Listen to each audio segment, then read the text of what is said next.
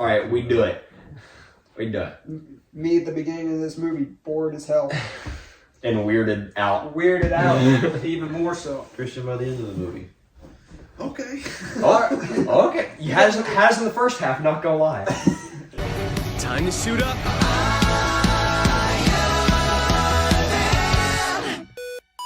How's it going, everybody? Welcome back to another Transformers review.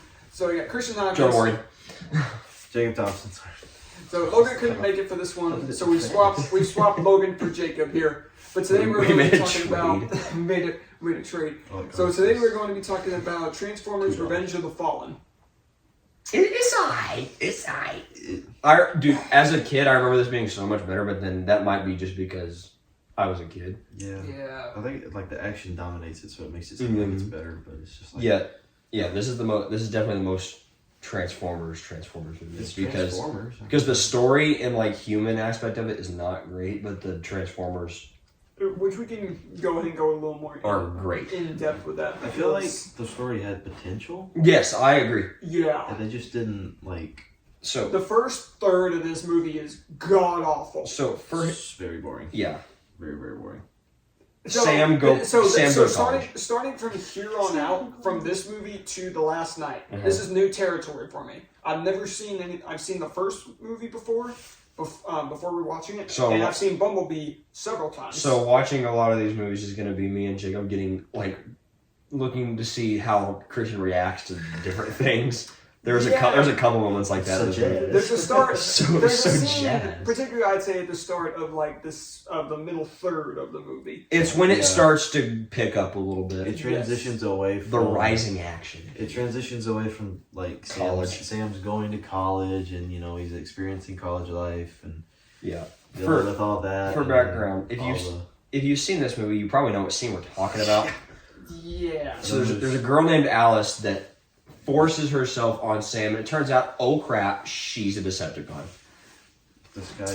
Disguised as a college student, less than 100-pound girl. What the hell? Needless to say, Christian was not prepared for No, because I wasn't. The entire time I could just see on Christian's face, he's like, why are they focusing a lot on this girl? Yeah, I'm like, And earlier she gets into the car with Sam. Bumblebee clearly doesn't like her, and it's not because it also might be because he's cheating. She's not Michaela. Yeah. Because he's not Michaela, but I think Bumblebee knows that it is a Decepticon. Yeah. Probably. She sure. No matter the context, it's still clear that B just doesn't like her. She sure is a character. There's two different scenes where she's just it's the one where the tail comes out of the back over the top, and then the second one is when she whips out her tongue, extended around tongue, and for continuity, that's the scratch that comes from her wrapping her tongue around Sam's neck stays there the entire rest of the movie until the end. Yes. If you notice that, there's a scratch on his neck. It's like a bruise. That makes sense. Yeah, I would. Because the rest of this movie, from that point on, the rest of the movie's over the course of the next 24 hours. So yes, obviously that doesn't go away overnight. So yeah, me and Jacob were looking for the reaction that Christian had. Yeah, because I was they were why is this girl important? They mentioned something about that 10 minutes prior, so I'm like, oh, what's going on?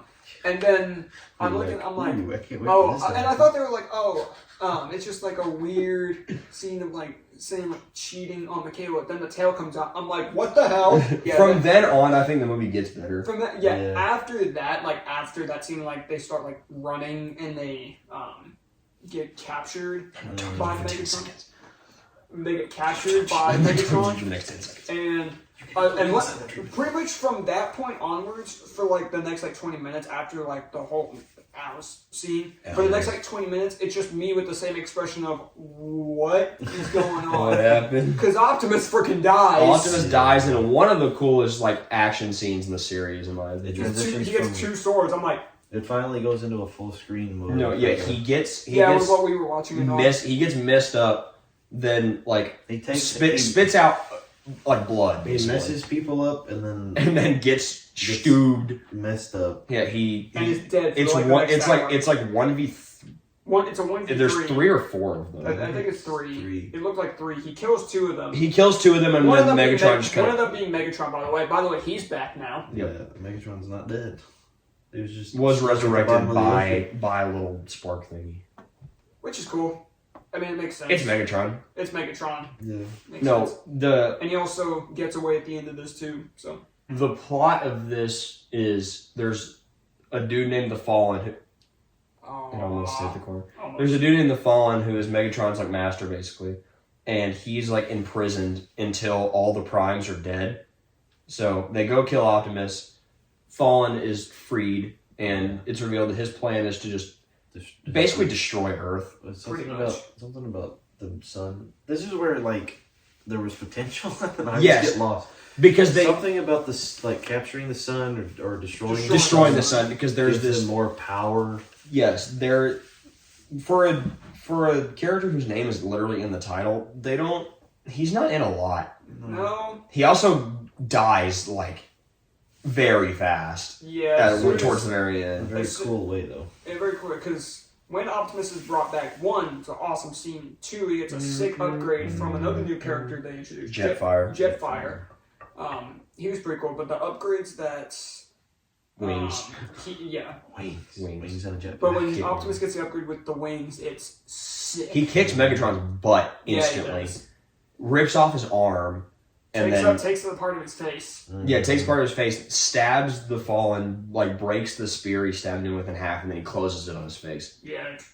And he punches through his heart and crushes it in his hand. Yeah, it's really cool. Optimus only gets cooler. Trust me. Optimus gets cooler. The third one, it gets more. I feel like the third one improves on the story, the storytelling, and then like the human aspect. Yes, the human aspect is I think the human aspect of this movie is not good. While still, I can tell you one main reason for that. Oh my God, what's his name? Tyrese Gibson and the other dude's name. Josh Duhamel. Yeah, they're the military characters. They're not as big. The first part, they're a huge part of the movie. This part, they're in a good bit of it. It's just mostly at the very end. I also have that one idiot who's like trying to shut them down, like send the Autobots away, and even Optimus is like, but ask your president this: what happens? What happens if you're wrong? And you're the government. I mean, the government's point is fair. Is like. They're attacking us because you're here, but like both their points are fair because Optimus is like, what if you're wrong, and they want something that's already on Earth and not us. Yeah, they throw him off a plane, so that's cool. They basically throw that guy off the plane because he pulls his chute, and he told him to pull the chute, and so he pulls it, and then he goes flying up. There's another one. The third one is not as is a little bit more complicated when it comes to story. This is again, it's just. Bad guy want destroy planet. Pretty much. That's kind of what they all are. Yeah, it's just like the third one adds to it a little bit. The way they tell the story in the third one's better. Yes, 100%. I agree. Because like this is just bad guy want. The third one adds like layers to it. There's just so many like. That has me interested for the third one. No, I think the third one's great. There's a pretty big actor in the third one. Yeah. Mm-hmm. This one is just. It's very generic. Yes. And it kind of just... again, the big thing for this is just the fact that I think, and this is unfortunately a problem for this entire franchise, and that the human stuff is always going to be the weakest part. This is the weakest of the humans. It is, but even, in any of the movies. Even in the 2 other movies that I have seen, it's like the human stuff was like... Even if it was because one of the humans you've seen is Haley Steinfeld. Yeah, but even in that movie, no matter how much I love Bumblebee, it's still like I didn't go. The beginning of that movie. Well, actually, no. We'll save that for when we get to Bumblebee. No, this is the beginning of this movie is the worst that the human storyline is. Yeah, because a lot of the characters, aside from Sam, just get on my nerves. The thing is, a lot of the human characters in this movie are good. I think Leo's cool. Sam and Michaela. Okay, Leo. I like Leo. Oh, what's that dude's name? The Sector 7 guy. Simmons, yes. He's cool. I like him. He's great. I think the characters that like annoy me at the beginning, they get a lot better by the end, especially the parents. The parents at the beginning, yes, because the dad gets a chance to act. Yes, at the beginning, the parents, especially the mom, kind of really annoyed me. Like her their point comedy, is to piss you off. Yeah, their comedy just like wasn't stupid as funny to me. But by the end, like when they get a chance to act, that's when they really improved for me. No, a lot of the human characters that are annoying are at the college. Yeah. and again, while they're at the college, and it's like the worst part of the movie because I'm like, Yes. this is terrible, and it does the number on this movie. Yeah, it does. Because for me, it's like the first third at the college, horrible. The middle, like third, like when they start running, like Optimus dies, is like fine to me. Because Optimus dies, it focuses on third. Once they start making the journey to get to Optimus to save him, that awesome. It focuses a lot on the humans in the middle part, but they do it a lot better. Yeah, it has a chance to just strictly be them. It's better. Yeah, but you're trying to balance them with the robots, with the action. It's like they get lost, and the Autobots pick it up. Yeah, which is why I hope just like for a future movie, like to follow this like format, but just have it just focus all on the Transformers. This has always been my biggest issue with movies like this is when I'm coming to a Transformers movie or a movie of like just of a character, whatever. I want to see that character or those characters at the center and like have the most screen time. This is the movie that the Transformers had the least amount of screen time. If I had to take a wild guess. Yeah, well, especially Optimus. It's because of like Optimus is the one. Like you and can only do so much. And he's not only sporadic throughout the first beginning like parts of the movie, but then he's dead for like a solid hour. But you can only do so much with like Bumblebee and Ratchet and Ironhide that's not involved with. That's why. Optimus. That's why I don't think the first. Like this still applies to this movie. That's why I don't think the first Mark Wahlberg movie is that bad because the Transformers in the entire movie basically. Yeah, like from the beginning. Because they travel with them. Yeah. So. But it's just that's good for me to hear. In all honesty. I mean, they're obviously not all going to be great, but like this one, I think is the weakest. Other than I can't speak on the total bowl. I can't speak on the last night because I haven't seen it in a long time. Well, the last night I've seen, I don't know. From the ones I've seen, this one's probably the lowest on. The good parts are good. The bad parts are bad. Yeah, the bad parts are really bad. But the bad parts outweigh the good parts, which is what makes it. Yeah, low. And then getting more into the action. I said in the first video that, which isn't the best part of this is that it's the best part of the first one, and it only gets better with time. Would you agree with that? Yes, I agree because I think the action in this movie is better than in the first one. Dude, they do choreography with the freaking Transformers. Yeah. Bumblebee does a flying knee kick. I was about to say Bumblebee. This movie just solidifies that Bumblebee is my favorite Transformer. Yeah, he's always has been. He's always been. He's him. Even before I watched these. That's why he's on the poster. He is on the poster. But this movie just like really solidifies Bumblebee is my favorite of any of the Transformers. He gets more prominent as you go. He flicks down his. He flicks down his visor when he's fighting Rampage. Yeah, that's the drill dude. It's so cool. Mm-hmm. Yep. They do. And all the scenes of Bumblebee are just some of my favorites. Like when he shows up, I'm just like, yes. The one thing that the Transformers movies will always get correct, no matter how bad the rest of the movie is final battle scenes. That's not what I was. What'd you think I was gonna say? Megan Fox? I was gonna say the sexy women. No, can we just have a moment of silence for Megan? All right, over. Thank you. This is sadly her last. Yeah. Yeah, this is the last movie that her character will show up in because. Girl Meister isn't bad though. Do it. She married Jason Statham. Yeah. The opening scene when you first see Michaela in this movie is nuts.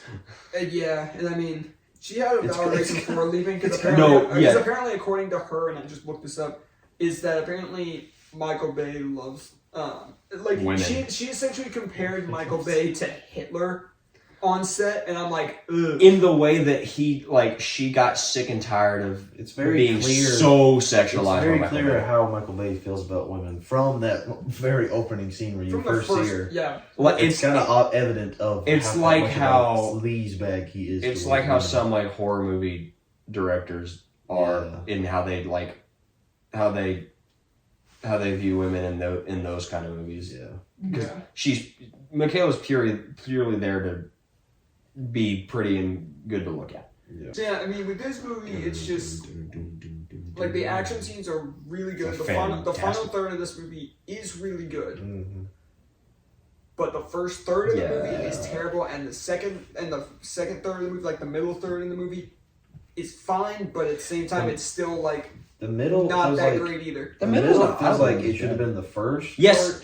There it is. Yeah. The middle's not bad. I don't hate the middle. It's not because they meet Simmons. Like it's not. It's it's not bad, but again, it's like it just goes back to that point I said earlier. That if I want to go into a Transformers movie, I'm wanting a lot of Transformers. I think if you take out the beginning part and keep in that middle part, then comparatively you have more Transformers because you have less humans. If you have a way to condense the first, like him trying to go to college, getting to college, doing all this, take out the party that down to like maybe half the amount of time, because that's really all it takes. Yeah.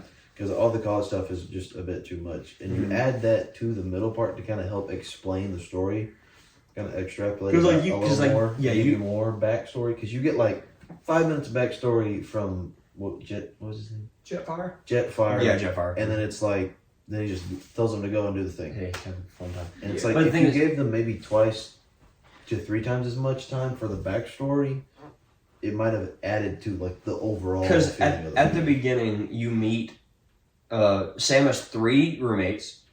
The thing is, only one of them is important. The other 2 you see at the party, and then you never see him. He's not that important. I think he's just there to be like the comedic relief. But he's the only one that you see past the parties. Yes. Yeah. So they didn't need to. They don't really do anything.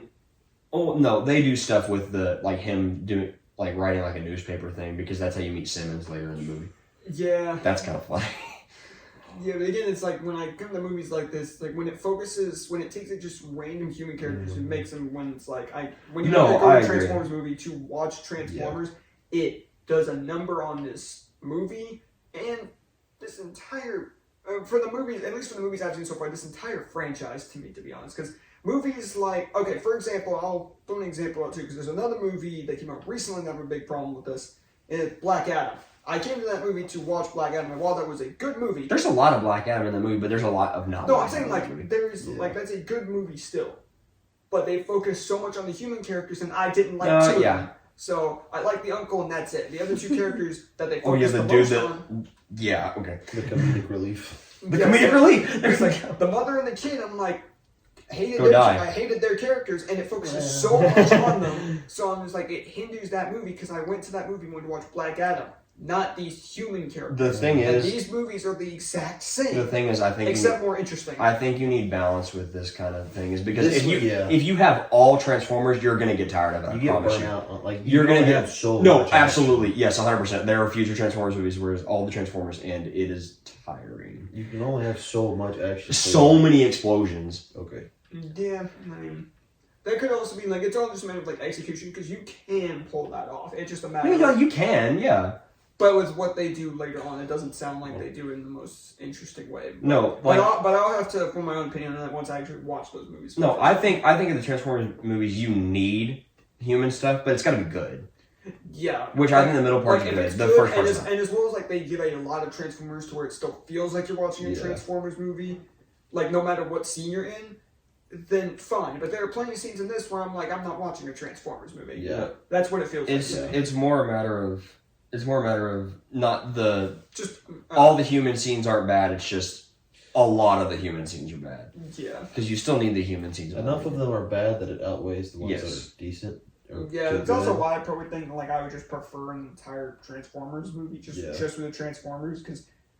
I mean, I can see your point, but I feel like you could execute it well by especially with how Michael Bay directs stuff. Oh, you definitely could if it was. I'm not saying with Michael Bay. I feel like you could if it was a better director, but with Michael Bay, you get burnt out. If it wasn't a man strictly, that's probably what I mean. If 100%. Aside from Michael Bay, yes. That's why the entire first section of Bumblebee could have been an entire movie. Exactly, because that was my favorite. There's entire TV shows based around old Transformers. Yeah. But Michael Bay likes explosions, so it would be tiring after a while. But yeah, it would be. If it was an entirely Transformers movie by Michael Bay, it would get tiring. Yes, no, I don't think that. But by any other director, I feel like you could have pulled it off. And I'll stick to what I say. The action gets better. Yeah, I mean the action only gets better after this movie. I feel like from what I've seen and remember, the third one. The human aspect, I think, it's probably the best. I think it's good from what I remember. No, I can't remember the fifth one to save my life, but the fourth one's okay. The fifth one I can't remember. What I remember, just the way the story gets told, also a little bit is a little better. Mm-hmm. Yeah. Than obviously in this one, because it was rushed in this one, where you're like, yeah, it's just... so we're doing this, and now we're doing. Hey, he's at college. Oh, hey, here's the Decepticon. Okay. Bye. Hey, Optimus is dead. Okay, bye. Optimus dies. We have to save him. This I don't know how to movie's save like... him. I don't know how to say There's really not a lot to say other than just like... the The most issue of the that- human parts are bad. Most, like, a lot of my personal issues with the franchise, it's like, a lot of them are encapsulated in this movie. No matter how good some parts are, the bad stuff really does a number on this movie. It's like the good is here, the good's here. But then Yes. the bad's like so far down on the floor that it brings the good down Yes, to where for it sure. makes it not feel Because as the good good. is like some of my favorite parts of like any movie, but the bad stuff are also some of the worst parts I've seen in any movie. And yeah, I agree. Absolutely. And I have something else, but I'll save it for I mine. really think that sums up. Yeah, I have something else, but I'll save it for my For your score. final score? I don't. Oh, Jacob, do you have a score? yeah. Getting into final scores. Yeah, now we're in the final score. Jacob, how did you start us off? I have a range in mind of what Same. I like can't it exactly. I don't exactly remember what I gave the last. I know I gave it I probably haven't higher than edited it. the video yet. Dang I'm gonna give I think this we were all one like kind I of. think I gave 8-7. You were for sure in the high eights. Jacob, I want to say you were like mid 8s, maybe like 8.5. I'm gonna give it like an 8.5. I think me and Maybe- Logan. maybe it was- Me and Logan both said 8-7. I don't know. Maybe it was an 8 flat. I don't remember. Maybe it was. It wasn't lower than an 8. I know it wasn't lower than Okay, an my 8. first guess would have been like lower eights. I think it was like 8 flat to like 8.5, in between that range. I'm gonna give this one like a. Dude. Okay, I've got a number. Like oh frick. Yeah, dude, because it's so okay. Yeah, hold on. Are we also factoring in nostalgia? I mean, yeah, it's Because your own, holy crap! it's your own personal So Yeah. like okay, factoring whatever you want. I'd give it like a 7.5 Okay. base. Yeah, I'm gonna actually give it like a 7.7. Okay. Simply because The it's the nostalgia. last. Yes, it's the nostalgia. The last one, Megan. It's the last one with Megan. So like, I feel like she could have been a little more prominent. Of course, they didn't know this was gonna be the last one she was in, but like, just Megan Fox. She's not really prominent either. The one she's in. And then just like the final like transform scene with Optimus, where Yeah. he picks up all the extra stuff from Yeah, Jetfire. Jetfire and takes on the Fallen and Megatron. It brings it up 0.2 points. So not like No, it's a lot. 100%. But it's I like- think so too. Yeah. Like just base movie, not talking about anything else. I give it like a 7.5, but with those things and Megan 7.7. The number I have is 7.4. Without like all the nostalgia and stuff that comes in this movie, I'd say probably maybe 7 flat, maybe like 7 flat to 7.2 range. Yeah. But again, I can't tell you how many times I have all the DVDs for like the first 3. I can't tell you how many times I would rewind it and watch the whole scene of Optimus again at the very end. I would rewind it, watch it again, rewind it, watch it again. Yeah. It's so nostalgic. I'm gonna stick with 7.4. Just like Because- that whole part at the like this is the part I don't get. The last like 5 minutes before the credits, Sam dies. Yeah. As he's going to Yeah, give we didn't talk about that. as Sam he's- dies. As he's going to give Optimus the what's it called? The Matrix. The Matrix of leadership. Okay. He dies. Oh, okay. They can't bring him back to life. He has a dream where all the other, I don't know if All they're the other primes. They're primes. All the other primes come to him and say that he's been chosen to do this since, like, they've been watching him forever. Yes. Since he's been born, this was his mission. They never talk about that in the second one. They never talk about, like, Optimus never, like, leads on that this is, like, So, like, in we've the been third one, they watching just you. drop it completely. Yes. Yeah, pretty much, yeah. And then, like, after that, Optimus doesn't talk about how, like, the primes watched him from afar before they came to Earth. Like, no. And then he comes back. They bring him back to life. Nothing else. He stabs the spark into, the Matrix into Optimus. Same thing. And then Optimus is alive.